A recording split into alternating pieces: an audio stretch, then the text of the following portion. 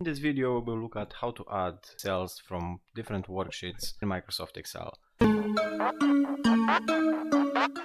I prepared some data over here, some sales that are split across the quarters of a year. And if we look closer at each worksheet, I have a closed sales column, which states how many sales have these agents closed in that particular quarter.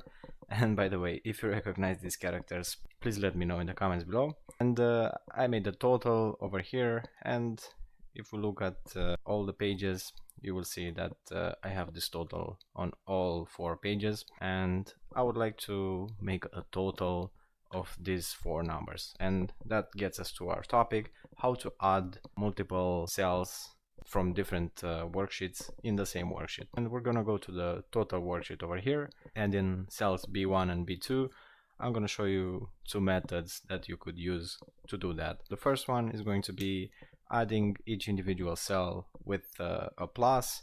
So the way we would do this, it's just like we would add numbers from the same worksheet. We just hit the equal sign, and then we're going to select the cells that we would like to have included in this calculation. So in our case, I'm gonna go to the first sheet, which is Q1, and I'm going to select the number. And if we look at the formula bar, it says over here that it is referencing the B8 cell, but from the Q1 worksheet. Next, I'm hitting plus. I'm going to the second worksheet, and I'm selecting B2 from that worksheet. We could also enter this this manually if we want. It's going to be Q3 exclamation sign B8 plus Q4 exclamation sign B8, and when we hit enter, you see that we managed to add these cells together.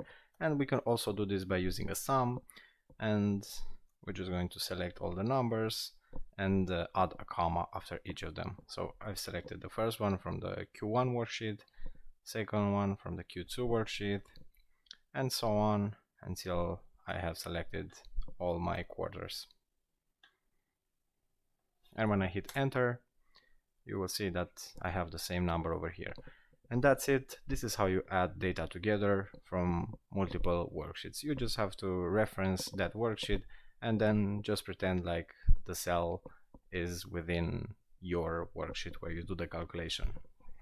Now, if you've reached the end of the video, I want to thank you for watching, and if you could please do me a favor and hit the like button and leave a comment below with your feedback for this video. It will help me a lot with the channel, and it will also help me reach more people in the future. And by the way, if you'd like to see more videos like this, please check out the description of this video. I have a link right there to a playlist full of Microsoft Excel videos just like this one. Thank you, and I hope you have a great day.